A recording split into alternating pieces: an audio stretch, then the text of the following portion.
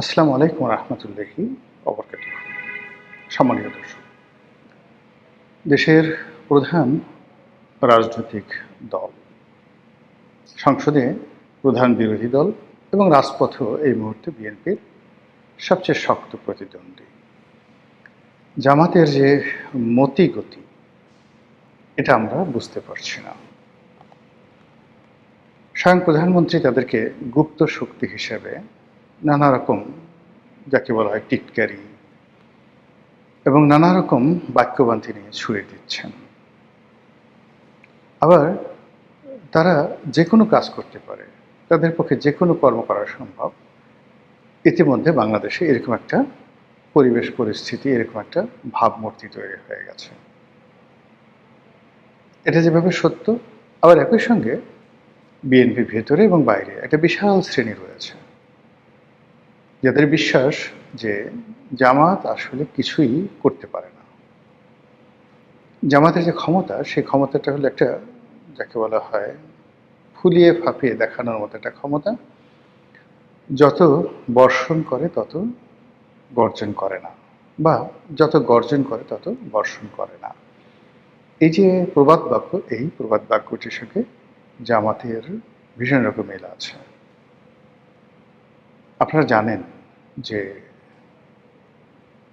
2013 এবং 14 সনে সরকার বিরোধী প্রবল আন্দোলন হয়েছিল আওয়ামী লীগের বিরুদ্ধে, জামাত এবং বিএনপি। ঠিক ওই সময়টিতে বিএনপি কায় মনোবাক্যে নির্ভর করেছিল জামাতের উপর, তাদের সাংগঠনিক ক্ষমতা, এবং তারা মনে করত বিএনপি ওই সময় যে সারা বাংলাদেশে তাদের যে ক্যাডার ভিত্তিক রাজনীতি আছে, তাদের যে অর্থ আছে এবং আরও অনেক ক্ষমতা আছে, সেই ক্ষমতা দিয়ে 2014 সনে যে নির্বাচনটি হলো, সেই নির্বাচনটি মূলত তারা ঠেকিয়ে দিতে পারবে। সেই নির্বাচন ঠেকানোর জন্য যা কিছু করা দরকার বিএনপি করেছে, কিন্তু তার সঙ্গে সঙ্গে তাদের নির্ভরতা ছিল জামাতের প্রতি। এরপরে যখন আবার আওয়ামী লীগ সরকার ক্ষমতায় এলো, তারপর আরেকটি জ্বালাও পোড়াও হলো। সেই জ্বালাও পোড়াও আন্দোলনের নেতৃত্বে ছিল মূলত জামাত। বেগম জিয়া তখন জীবিত এবং তিনি সর্বান্তকরণে বিশ্বাস করতেন যে জামাত কিছু একটা করতে পারবে এবং তাদের সেই ক্ষমতা আছে।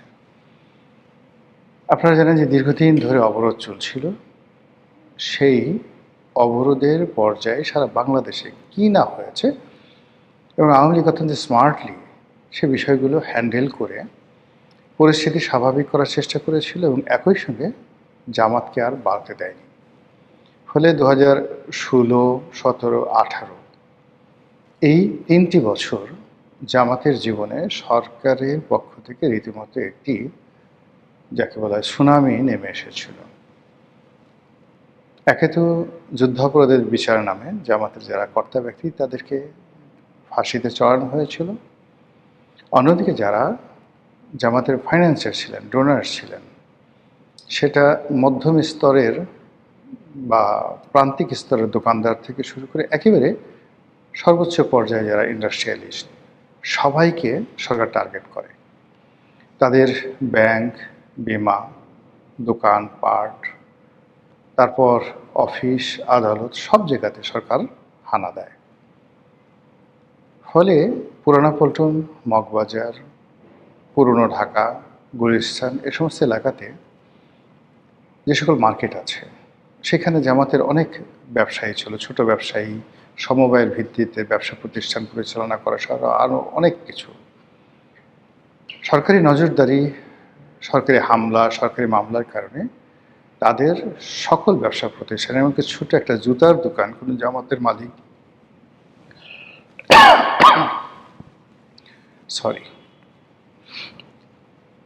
যে জুতার দোকানের মালিক চালাতেন, সেটার উপরও আওয়ামী লীগ সরকার রীতিমতো হামলে পড়ে। এর ফলে কি হলো, জামাতের যে অর্থনৈতিক ভিত্তি সেটি তছনছ হয়ে যায়। তাদের ইসলামী ব্যাংক হাসপাতাল, তাদের ইবনে সিনা ট্রাস্ট, তাদের ইসলামী ব্যাংক থেকে শুরু করে সব কিছু। ফলে বলতে গেলে 2018 সনের পর জামাত একটা মানে সত্যিকার অর্থে একটা গুপ্ত রাজনীতিতে তারা একটা পারঙ্গমতা অর্জন করে। সরকারের সাথে কোনো কন্ট্রাডিকশন না গিয়ে, কোনো কনফ্লিক্টে না গিয়ে সরকার যা কিছু করছে ওটাকে মেনে নিয়ে বিকল্প পন্থায় বা পদ্ধতিতে তারা শক্তি অর্জন করতে করতে দেখা গেল শেখ হাসিনা যখন একেবারে ক্ষমতার শীর্ষে পতনের আগে আগে তখন ছাত্রলীগ, যুবলীগ, আওয়ামী লীগ, প্রধানমন্ত্রীর কার্যালয়, সচিবালয়, বিচার অঙ্গন, এমনকি সেনাবাহিনীর মধ্যে জামাত এবং জামাত মাইন্ডেড যারা লোকজন তাদের যে বিস্তার এবং বিস্তৃতি ব্যাপকভাবে তারা ঘটিয়ে ফেলল। এবং তারা শুধুমাত্র এখানে ঘটানো থেকে শুরু করা নয়, দেশের রাজনীতি, অর্থনীতি, সমাজনীতি, পত্রিকাগুলো, সংবাদপত্র সব জায়গাতেই তাদের একটা প্রচ্ছন্ন প্রভাব তৈরি হয়ে গেল।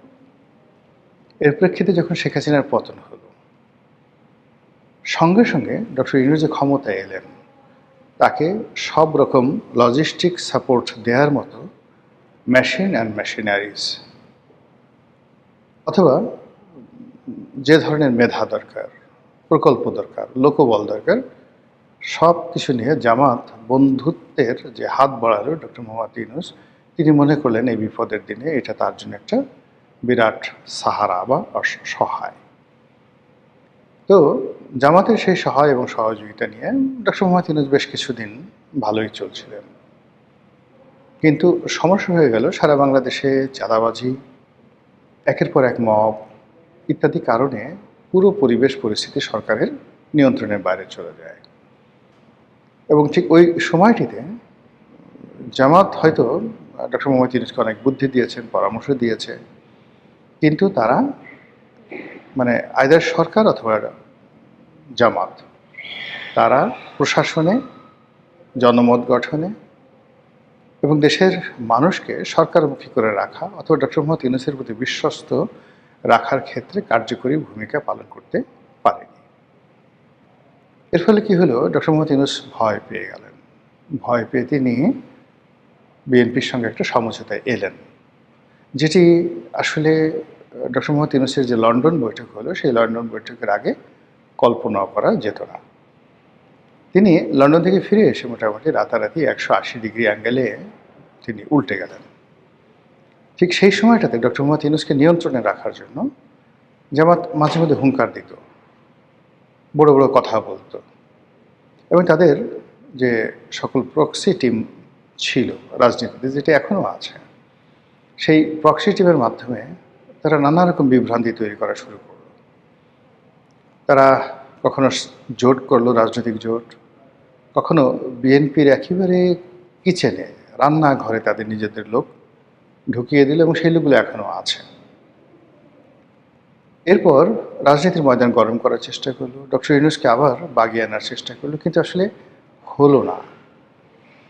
অবশ্য হতে পারত যদি যেটা উসমান হাদির যে হত্যাকাণ্ড, এই হত্যাকাণ্ডটি না ঘটত, আর হত্যাকাণ্ডের পরবর্তীতে প্রথম আলো ডেইলি স্টারে আগুন লাগানো থেকে শুরু করে জামাতের যে সকল পেইড এজেন্ট রয়েছে দেশের বাইরে, তারা জামাতকে বেশি উপকার করতে গিয়ে সে সকল ইউটিউবাররা, সে সকল ফেসবুকাররা, তারা পুরো দেশটাকে এতটা উত্তাল করে তুলল এবং জামাতের দীর্ঘদিনের যে একটা নরম সরম একটা ভাবসাব ছিল, সেই ভাবসাবকে রীতিমতো একটা উগ্রতায় তারা পরিণত করে ফেললো এবং জামাত মুহূর্তের মধ্যে একটা বন্ধুহীন দলে পরিণত হলো। ঠিক সেই অবস্থাতে যখন বিএনপি ক্ষমতায় এলো বা বিএনপি নির্বাচনে আসার ঘোষণা দিল, নির্বাচনের আসলে রেজাল্টের আগের দিন পর্যন্ত জামাত এবং তাদের যারা লোকজন আছে তারা কিন্তু একটা ভাইব তৈরি করে রাখতে পেরেছিল। কিন্তু নির্বাচনের ফলাফল যথেষ্ট ভালো হয়েছে আমার দৃষ্টিতে, জামাতের এবং জোটের। কিন্তু যে কৌশল তারা অবলম্বন করতে চেয়েছিল, সেই কৌশলটা আসলে হয়নি। যেভাবে চরমোনাই এবং ইসলামিক দলগুলোকে নিয়ে তারা একটা ঐক্য করার চেষ্টা করেছিল, আর যেভাবে এনসিপি বিএনপির সঙ্গে ঐক্য করার চেষ্টা করেছিল, ওভাবে যদি হতো তাহলে সেক্ষেত্রে জামাতের যাকে বলা হয় যে ফলাফল, সেটা একটা অন্যরকম ফলাফল হতে পারত। ২ নম্বর হলো যে জামাত যে এখন বিরোধী দলে আছে, সেই বিরোধী দলটাও যদি তারা বিরোধী দলে আসতো চরমোনাইয়ের সঙ্গে, সেটা অনেক শক্তিশালী হতো। আবার অন্যদিকে যদি এনসিপির যারা লোকজন রয়েছে তারা বিএনপির সঙ্গে থাকতো, তাহলে এই যে বৃহৎ যে শক্তিটি, এই বৃহৎ শক্তিটি বিএনপির মধ্যে বিলীন হয়ে যেত। কিন্তু এখন যেটা হলো যে এনসিপিকে তারা নিজেদের মতো নিয়ে নিয়েছে। এক্ষেত্রে এনসিপির তো আসলে আলাদা কোনো সত্তা বা আলাদা কোনো শক্তি নেই, কিন্তু তাদেরকে বাঁচিয়ে রাখতে হচ্ছে, তাদেরকে প্রমোট করতে হচ্ছে একটা বিকল্প শক্তি হিসেবে। এতে করে জামাতের যে শক্তি সেটা কমে যাচ্ছে, এনসিপির শক্তি ক্রমশ বেড়ে যাচ্ছে, এবং এনসিপিকে সরকারের যারা লোকজন তারা আবার বিভিন্নভাবে টানাটানি করার চেষ্টা করে জামাতকে দুর্বল করার চেষ্টা করছে। তা এরই মধ্যে সুদূর দিল্লি থেকে শেখ হাসিনা বারবার কলকাঠি নেওয়ার চেষ্টা করছে, আর জামাত বারবার বিএনপিকে ভয় দেখাচ্ছে যে বেশি বাড়াবাড়ি করবেন না, তাহলে শেখ হাসিনা ঢুকে পড়বে, ভারত আওয়ামী লীগে ঢুকিয়ে পড়বে, আমাদের সঙ্গে সমঝোতা করে থাকুন। আবার বিএনপিও যে কাজটি করছে সেটা হলো যে জামাতকে বলছে আপনারা শান্ত থাকুন, যা পেয়েছেন তাই নিয়ে সন্তুষ্ট থাকুন এবং আমাদের সঙ্গে বাড়াবাড়ি করবেন না। যদি বাড়াবাড়ি করেন তাহলে আমরা শেখ হাসিনাকে আবার বাংলাদেশে পুনর্বাসিত করব, রাজনীতিতে তাদেরকে পুনর্বাসিত করব, এভাবে বলেনি, মানে message is going in that way. আচ্ছা, তো এভাবে যখন চলছে, সরকারের মাত্র 1.5 মাস বয়স, এই 1.5 মাসের মধ্যে অনেকগুলো ঘটনা ঘটে গেছে। জামাত কিন্তু কোনো ঘটনাটাই সেই ধামাচাপা দেয়নি, তারা প্রতিটি ঘটনায় রেসপন্ড করেছে। এবং এই রেসপন্ডের মধ্যে সবচেয়ে আশ্চর্য ব্যাপার হলো তারা যখন যেভাবে প্রয়োজন সেভাবে হুমকি দিয়েছে, জোরে কথা বলেছে, রাজপথ গরম করার চেষ্টা করেছে, আন্দোলন করার চেষ্টা করেছে, এবং আন্দোলন করে সারা বাংলাদেশ মানে যাকে বলে উল্টে দেওয়ার মতো শক্তিমত্তা প্রদর্শন করার চেষ্টা করেছে। জামাত এবং এনসিপির যারা লোকজন তারা সরকারকে বারবার বোঝানোর চেষ্টা করছে যে শেখ হাসিনার মতো একটা শক্তিশালী সরকারকে তারা ক্ষমতার থেকে তাড়িয়ে দিয়েছে। কাজী সে তুলনায় বিএনপির কোনো দলই নয়, বিএনপির যে সরকার সেটা কোনো সরকারই নয়। কাজী তারা অতীতের যে কোনো সময় সে শক্তিশালী এবং তারা যে কোনো সময় এই সরকারকে ফেলে দিতে পারে। তো আমরা যারা সাধারণ দর্শক তারা এই জামাতের হুঙ্কারে যখন দেখি যে বোধহয় বাংলাদেশের অবস্থা ভালো যাবে না, জামাতে এখনই বিরাট কিছু করে ফেলবে, তারা যে রাজপথে আন্দোলন ডেকেছে এই আন্দোলন ছড়িয়ে পড়বে টেকনাফ থেকে তেঁতুলিয়া পর্যন্ত, কিন্তু জামাত মুহূর্তের মধ্যে তাদের কণ্ঠ নামিয়ে আবার সুরেলা শব্দে, মিহি গলায়, চিকন গলায় তারা আবার সরকারের গুণগান করছে, পার্লামেন্টকে সচল রাখার চেষ্টা করছে। এবং এই যে মাছ ধরি মাছ নাশুই প্রাণী, এইরকম একটা রাজনীতির মাধ্যমে আমাদের যে রাজনীতি এবং সরকার তাদেরকে তারা যথেষ্ট বিব্রত এবং যথেষ্ট দুর্বল করে ফেলছে ডে বাই ডে।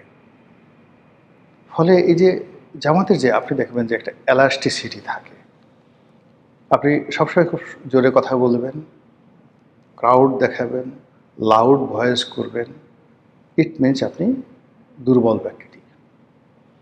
আবার জোরে কথা বলবেন না, অতিশয় ভদ্রতা দেখাবেন, এটাও কিন্তু ভালো লক্ষণ নয়। কিন্তু আপনি সময় মানে প্রয়োজনের সময় আপনি আপনার কণ্ঠকে একদম 18 স্কেলে নিয়ে যেতে পারেন, আবার প্রয়োজনে আপনি ক্লাসিক বা ধ্রুপদী সঙ্গীতের মতো ধীরে ধীরে ধীরে ধীরে কণ্ঠ নামিয়ে এনে একেবারে এখানে একটা মেলোডিয়াস সাউন্ড আপনি তৈরি করতে পারবেন। তখনই আপনাকে বলবে যে এই গলার জোর আছে, এই ভদ্রলোক রেওয়াজ করে।